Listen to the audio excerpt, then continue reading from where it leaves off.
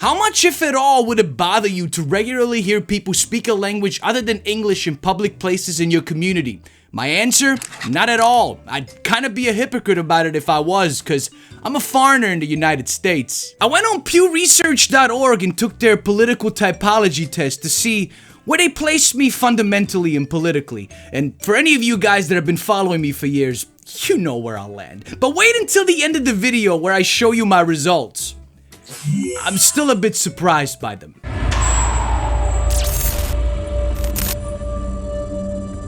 I'm always down to see where I land fundamentally, especially when it's a test like this, asking me questions that would typically trigger people. A good friend of mine sent me a link to this test on pewresearch.org, and I was already intrigued the moment I saw the .org. I was familiar with the website, I just didn't know that they had some political typology test. But there are plenty of tests out there all over the internet, and I've taken multiple of them, but what really caught my attention with this particular test is their rating scale. Where do you fit into political typology? Are you a faith and flag conservative, progressive left, or someone in between? These are the percentages of the 10,000 Americans that took this test from all over the nation and where they fall politically. It frightens me that 11% of Americans that took this test are populist right-wingers and 10% are faith and flag conservatives.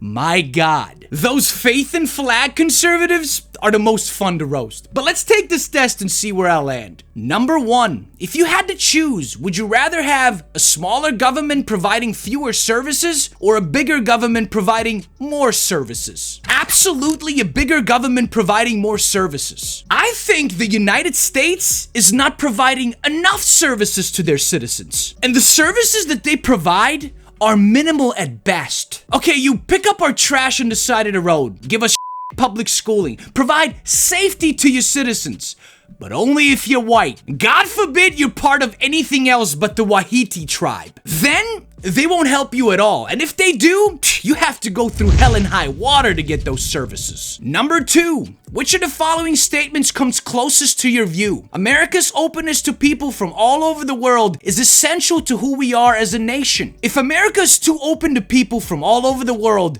we risk losing our identity as a nation. Of course, America's openness. Isn't that what they attempted to do, but failing miserably doing it? The other answer is so right-wing, losing our identity as a nation?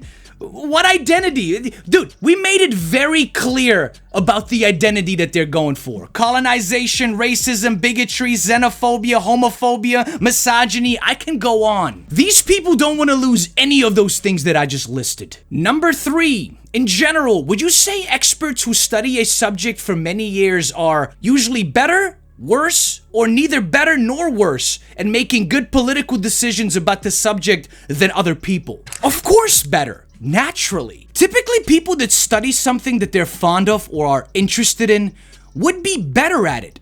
Wouldn't you think? I mean, I'm gonna trust a rookie dentist with a degree way more than a dentist without one. Education and knowledge is power, and I stand by that statement. I wouldn't trust a politician making laws against trans people when that person, that politician, doesn't even have a science degree and has no basic understanding of science at all. Because if they did, they would understand how the human body and mind works, meaning they would not be making these laws. Number 4, thinking about increased trade of goods and services between US and other nations in recent decades, would you say that the US has gained more than it has lost because increased trade has helped lower prices and increase the competitiveness of US businesses? Lost more than it has gained because increased trade has cost jobs in manufacturing and other industries and lowered wages for some US workers. Without a doubt, they have gained more than they have lost. Next to China, the United States has the biggest economy in the world. And that's because of trading. Most things in the United States are made in China, but that's because we trade everything with them. We trade everything. I think trade is good. I think trade is vital. But I think trade should be controlled by the people, not those lobbyists on top. And that's the problem here. We're trading that isn't really that important to trade, like guns and military-grade weapons. Think about this. Why are we the only country in the world that has military bases in every single country? Think about it. Number 5. How much more, if anything, needs to be done to ensure equal rights for all Americans, regardless of their racial or ethnic background? A lot? A little? Nothing at all. A lot.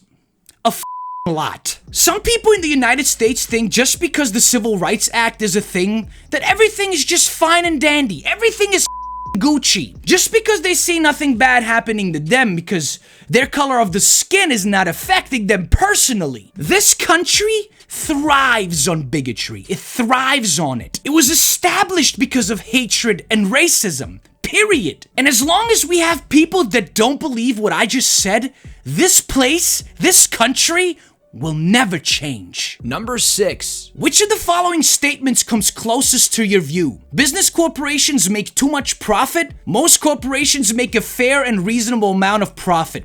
No, the they don't. They make too much money already. Corporations in the United States are in the business of exploiting people. And I mean every single corporate conglomerate exploits their workers all the time. Even your favorite liberal-leaning companies like Starbucks and Lyft, yes, even them, they exploit their workers and could give one about it. These pieces of make billions of dollars annually, some even monthly, but they can't pay their people at least $20 an hour and give them 6 weeks paid vacation?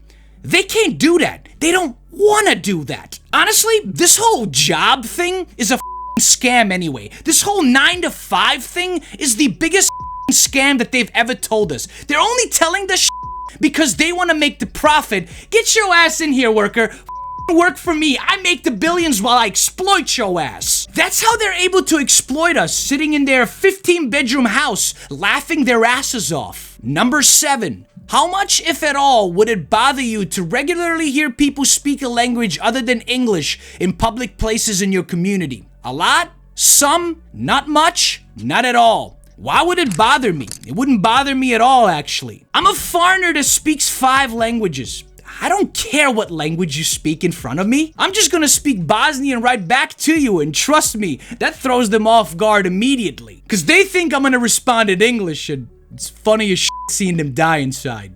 It actually is. Number 8. On a scale of 0 to 100, where 0 means you feel as cold and negative as possible, and 100 means you feel as warm and positive as possible, how do you feel towards Democrats, and how do you feel towards Republicans? I hate them both. I think both are pure trash. The two-party system in the United States has never worked, and it'll never work. Other countries have like 10, 15 options that you can choose from. We here have maybe 5, and out of those 5, 3 get maybe tops 5% of the vote. So, making them completely irrelevant. They have made us choose between a turd sandwich and a giant douche since 1776. Don't you think it's about time for a update? But if you enjoyed the video so far, my friends, please turn that thumb blue. Let's spread this video to more leftists. I would really appreciate that. Thank you so much. Number 9. Which of these statements best describes your opinion about the United States? The United States stands above all other countries in the world. The US is one of the greatest countries in the world, along with some others. There are other countries that are better than the US. Honestly, most countries are better than the United States, so of course I'm going with C. Any country that does not provide their citizens with basic human rights such as universal healthcare,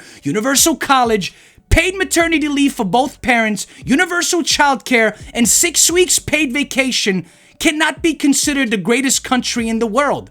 Because you're not. Number 10. How much of a problem, if any, would you say each of the following are in the country today? People being too easily offended by things others say? Nope, not at all. People saying things that are very offensive to others. Now there is your major problem right there. And I can see people coming after me for this one, but I stand firm with what I just said. With cancel culture being all around us, people that are getting canceled for a reason. Yes, there are things that people should look past, but there are things that people say that they need to be held accountable for. I.e. J.K. Rowling and her statements against trans women, or the R. Kelly situation. You're canceled. Goodbye. Number 11. Which comes closer to your view of candidates for political office, even if neither is exactly right? I usually feel like none of the candidates represent my views at all. Even my idol Bernie Sanders doesn't share the same views that I do. I believe in basic universal income. I bet Bernie doesn't. Number 12. In general, how much do white people benefit from advantages in society that black people do not have? Without a doubt, a great deal. But the real answer isn't on this test, which is a goddamn ton. Anyone that answers with not at all has no idea how this country works. And frankly, if you did answer with not at all, well then, you're a racist. Number 13. Do you think greater social advantages of people who are transgender, people who identify as a gender that is different from the sex that they were assigned at birth is? Obviously, it's very good for society. What a stupid question. And the fact that this question is even on this test boggles me, man. They even had to explain to these people what transgender is. That's the country we live in. They don't even know the definition of transgender here. This question literally sums up the idiocracy of this country. The bigotry and the lack of knowledge here is deep, man. Number 14. Overall, would you say people who are convicted of crimes in this country serve too much time, too little time, or about the right amount of time in prison? Too much time, especially if you're not white. Don't even consider breaking the law in the United States if you're not white. No matter the severity of the crime, if you're not white, you will get the maximum amount of time. And then some. I could make a whole full-length video on the justice system here in the United States and how it's one-sided. But if you want to know exactly how it is, if you have Netflix, go watch 13th.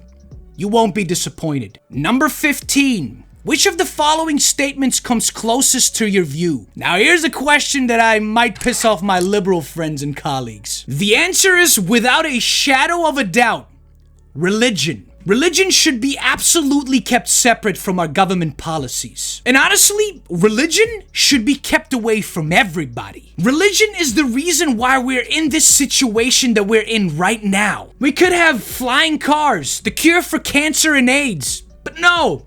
We have people on TikTok doing this.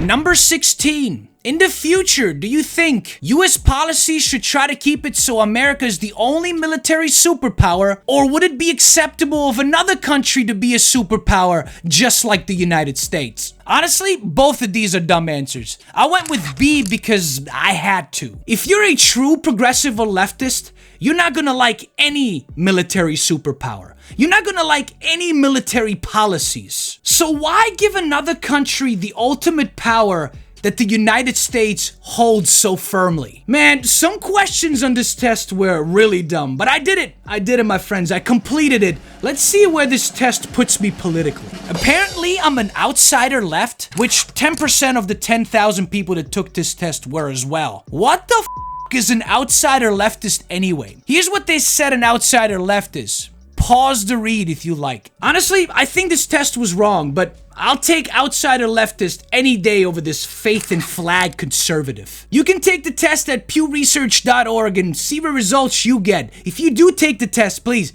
come to the comment section, drop your results, and I'll see you there. But if you need more Republicans say the darndest things, then check out that next video right here. Support the channel on Patreon if you can. If you're enjoying the content, please come join my private Discord community. I'll leave those links right here and in the description below. I hope to see you there. Don't forget to subscribe for weekly leftist videos, and I am out.